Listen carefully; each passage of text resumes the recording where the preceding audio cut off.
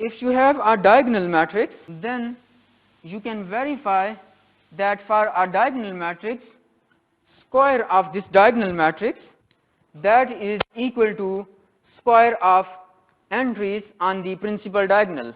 Similarly, the kth power of a diagonal matrix can be very easily computed. It is simply equal to the kth power of entries on the diagonal. Is that clear? So if we can somehow diagonalize a matrix, then finding the power of that matrix will become quite convenient. That is, if we can somehow represent a matrix,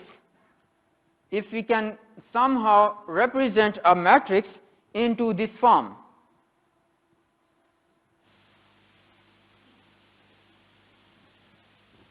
P, a diagonal matrix, and P inverse. P inverse means P is a non-singular matrix. That is why its inverse exists and we can find it. So what is square of this matrix A? Square of this matrix A, that is equal to matrix A multiplied by matrix A.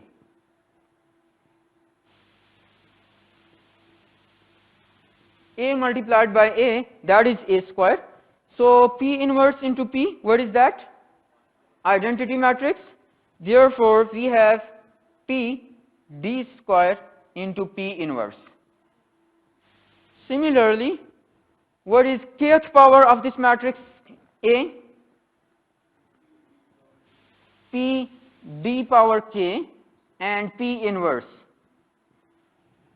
So that is, if we can diagonalize a matrix, then finding its kth power will become quite easy, because finding the kth power of diagonal matrix is quite easy. It is simply the kth power of entries on the diagonal. So now the question is how to diagonalize a matrix. A matrix can be diagonalized if it has an eigenbasis.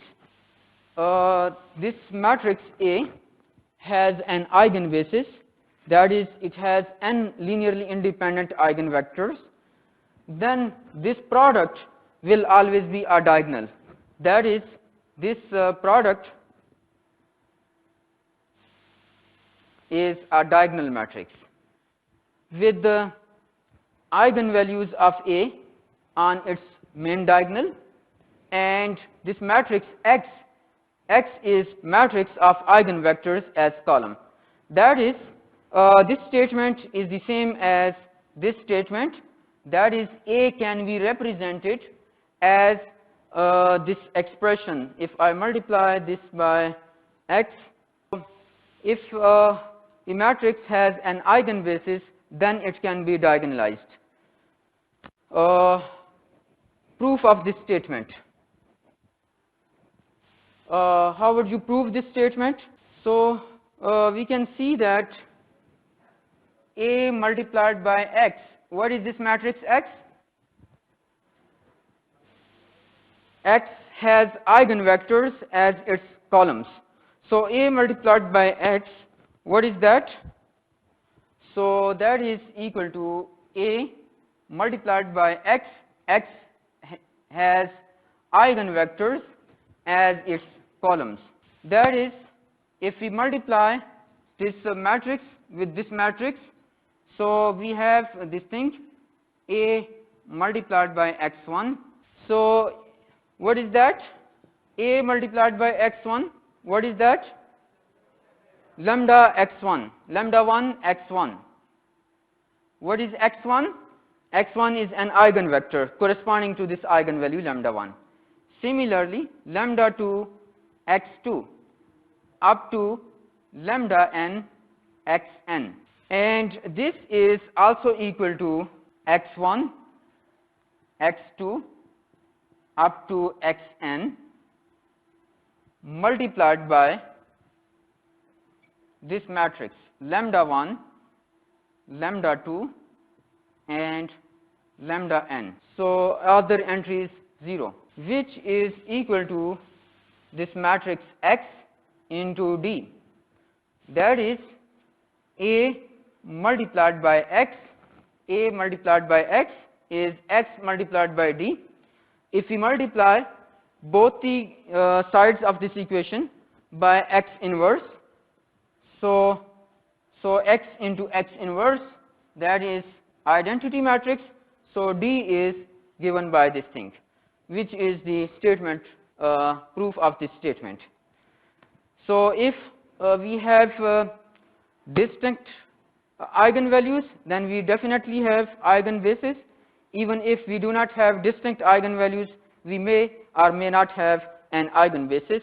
If a matrix has an eigenbasis, then it can be diagonalized. We have a matrix.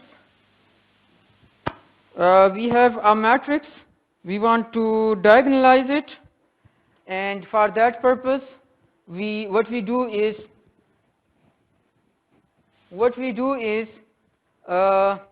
we find the eigenvalues and corresponding eigenvectors. So the eigenvalues are found from this characteristic determinant. The eigenvalues come up to be equal to lambda equal to 1, and there are two eigenvalues at lambda equal to -2. Corresponding to these eigenvalues, we determine eigenvectors. Here we do not have 3 distinct eigenvalues, so we may or may not have n linearly independent eigenvectors. Please do it and determine the eigenvectors corresponding to these eigenvalues.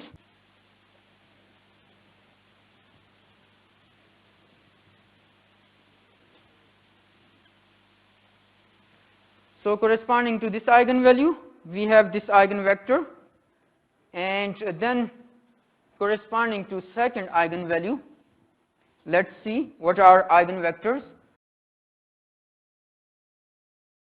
Plus x3 is equal to 0, or x1 is equal to minus x2 minus x3. So there are infinitely many solutions to this system of equation. We find the linearly independent solution. For that purpose, we have this is one solution. If we take x2 equal to 1 and x3 equal to 0, so x2 is 1 and x3 is equal to 0, then what do we get? x1 equal to -1, and for x3 equal to 1 and x2 equal to 0, so we have this thing. So we have 3 linearly independent eigenvectors. Although we did not have distinct eigenvalues, 3 distinct eigenvalues, still we have 3 distinct eigenvectors, and therefore eigenbasis exists, and hence this matrix can be diagonalized. And as a homework, how much time do we have? Time is over, so you have to do it at your home. You have to verify the statement of this theorem, that is, this matrix X inverse, this matrix X. What is this matrix X? X is matrix of eigenvectors as columns.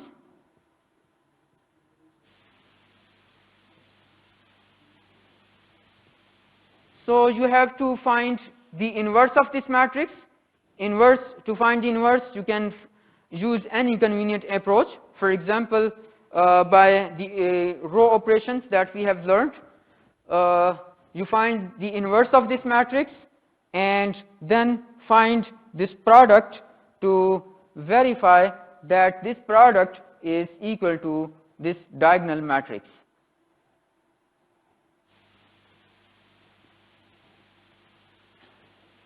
So verify this, that this product is equal to this diagonal matrix.